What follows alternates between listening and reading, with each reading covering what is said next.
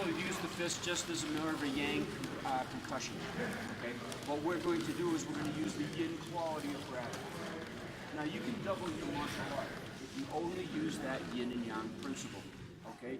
Whatever you do, you have to think of the negative aspect of it. There's a positive aspect of coming forward. There's a negative aspect of grabbing.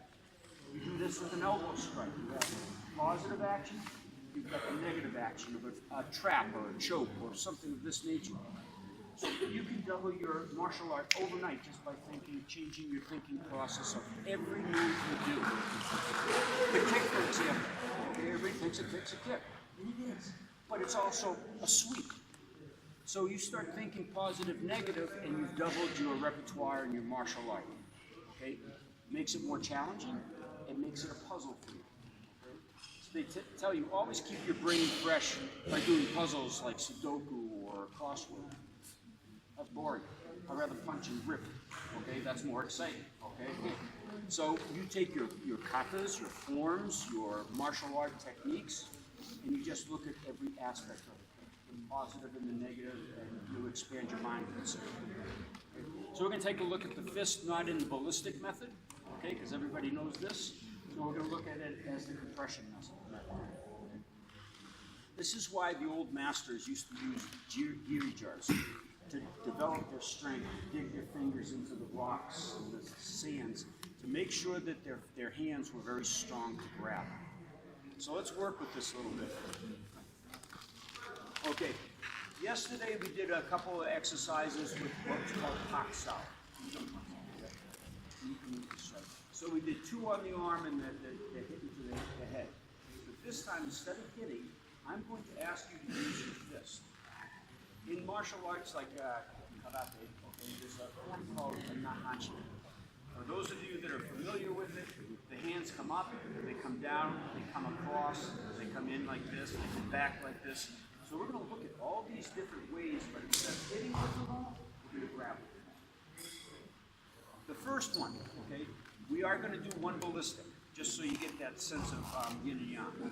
You saw yesterday Miroslav Broziev, okay, do this, great knockout. He used the blood pool hand here. But if you just instead used your fist and punched there, your self-defense is there. Nobody can withstand this. If their head is up and you get your fist here, you have a blood knockout, you have a nerve knockout. You have a muscular reaction that causes whiplash, so you have a brain knockout. You can't lose. Okay? In the Nahanchi kata, there's a fist that goes like this. It's angled at 45 degrees. Okay? That's actually a better way to punch than turn this way. Okay, or turn this way from Wing Chun or Ishan Wu. The 45 degree is better, and I'll explain why later. But what I'd like you to do is try to get your fist at that 45 degree angle. Oh yeah, good, thank you. Right into that carotid sinus. Okay, so he comes in with the punch, I'm going inside and I'm going to punch. He comes off on his, try to get the punch. Okay, I come in this side and go over here. If I even get on the outside, just push it down a little higher and run it right back in. But use that as your final target, okay, for a good self-defense thing.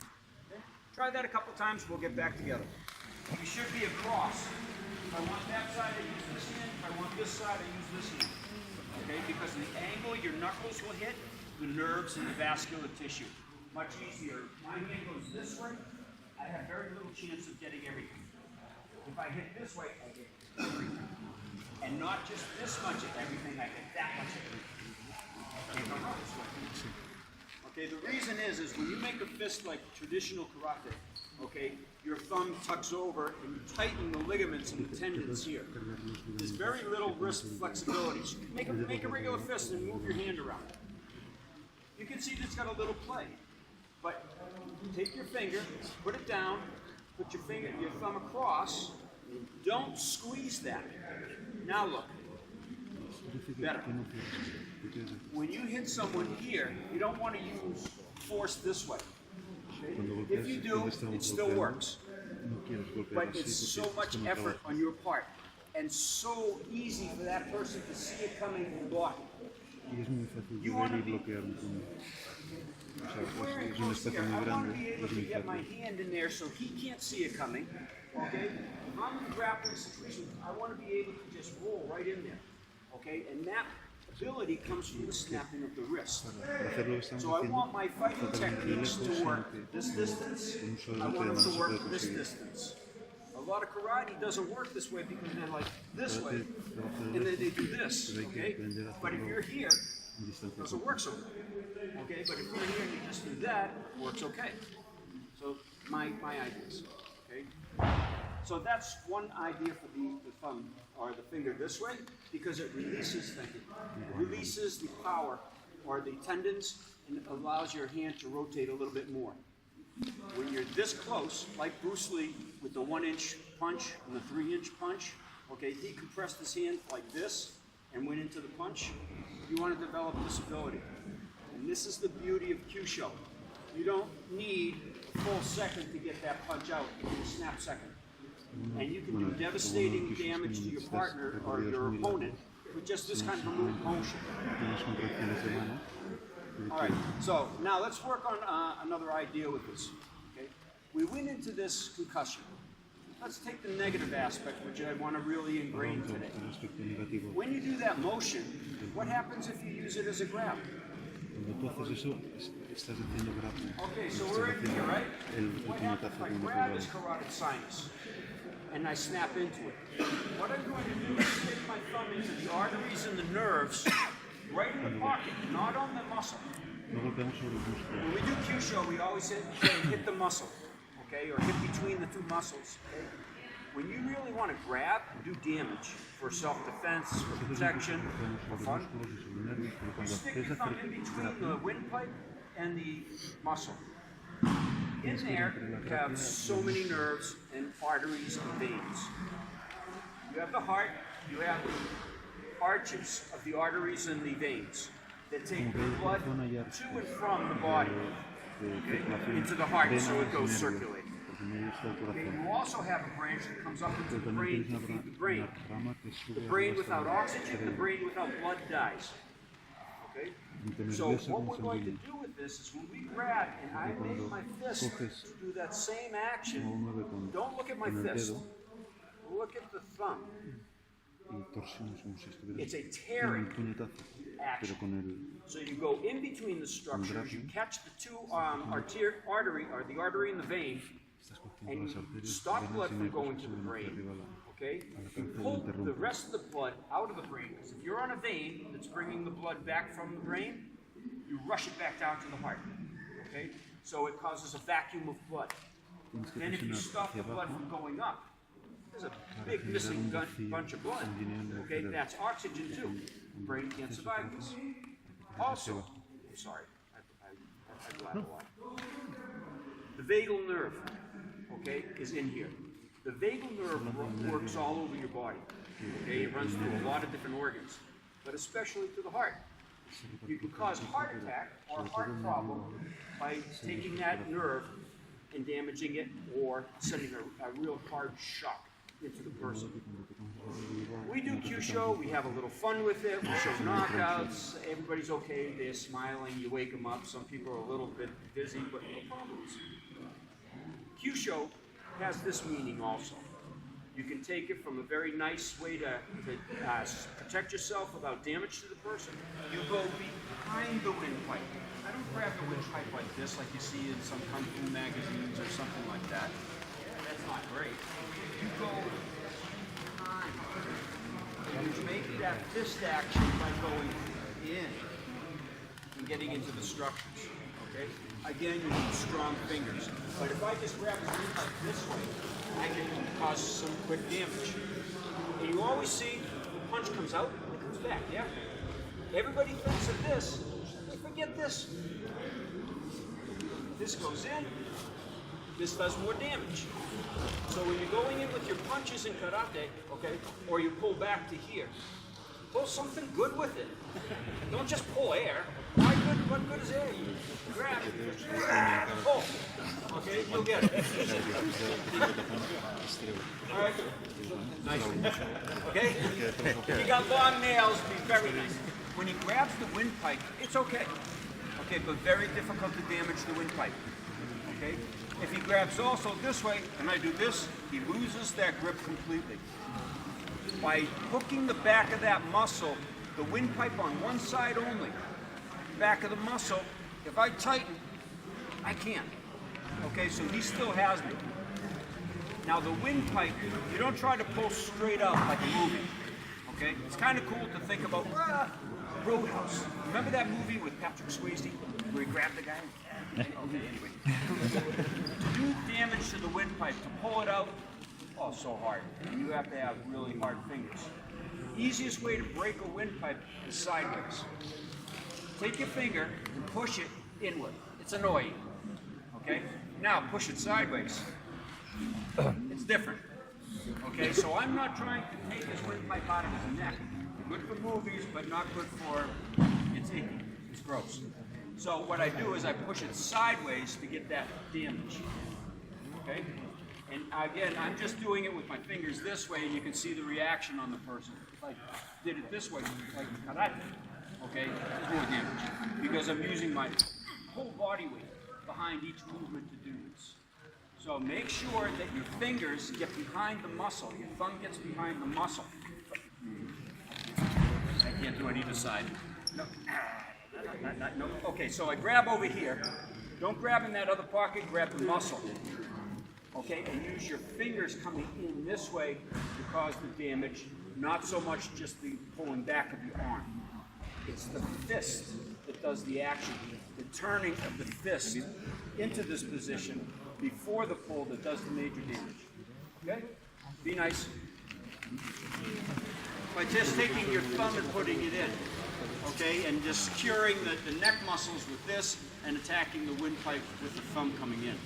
But when you hold your fist like this, when you make your fist, that thumb has a very definite movement this way for the strength factor. So you can crack the windpipe very easily that way. Now, let's use that fist once again. This time we're going to grab low into the collarbone. I think I touched a nerve. Okay. When you're in this position, again, we're grappling, okay? He feels no threat from this. So he's not going to resist this. But that's when you have the power to go in. He doesn't know you're going to be attacking to go into that. Now you have stomach 11 that you've all felt and why this group went, Yes. Instead of coming down low into the neck, come high into the neck. Get that same target and go into it. But this time with the intent of going all the way through. I am not trying to push the artery and the nerve and the vein into him because there might be a little extra room. And he might be able to escape just by pulling away. What I do is I try to hook it and then pull it toward me. This way. Okay, so you're going to grab the structures, you're going to pull back on the structures, and then you're going to twist to come back to you. Okay? Now I'm going right in that hollow pocket again. Not stomach 11, you can go there. Okay? Now, if your fingers are big enough, strong enough, you have the aortic arch that goes like this. Okay? You can touch the top of that artery with your fingertip. It's really hard to go that deep to get, give me a squeeze. Okay, it's really hard to get your fingers in that deep to get into that artery. Okay? But you can get there. Okay? Okay, do that and I'll talk about something else. Okay? Be nice. Yeah, the guitar. If you go deeper, there's arteries in it. You see in some styles, Weichibu karate, they do this movement. And it's meant to pierce in. Now, as I mentioned, you have an arch this way, okay, and you have the blood vessel that comes up. Now, if I stop the blood here, okay, and it doesn't reach the arm, there's a reflex, a blood reflex in the body. And what it does is it drains all the blood out of the head to try to feed that arm that you sealed the blood off. So by pushing down on that artery hard enough with that kind of an attack, okay, or if I'm really good with my fingers and I go in deep, okay, I can maybe stop the blood flow to his arm, then it's going to come out of his head. And he'll pass out. Okay? not so dangerous. Not so great, but not so dangerous either. Okay? So let's get behind the person, but instead of doing the guitar, okay, that we do with the nerves, what I want you to do is go into that hollow pocket and push down until you feel the blood vessel. Okay? And then you can feel the draining coming out of your head. Be nice, 2 minutes. Enjoy it. Okay. Any martial art, I don't care what style you do, from Tai Chi to Aikido, okay? When you do your motions, think both sides. And you double your martial art repertoire like that. It's going to be difficult for you to think in the beginning. Once you start getting your mindset into seeing yin and yang and everything, it becomes natural for you. Every time someone makes a move in a martial art type of a thing, okay, you're going to start to see, oh my God, look at that. And everybody will be thinking, what is that? That looks baggy. Okay, but it isn't.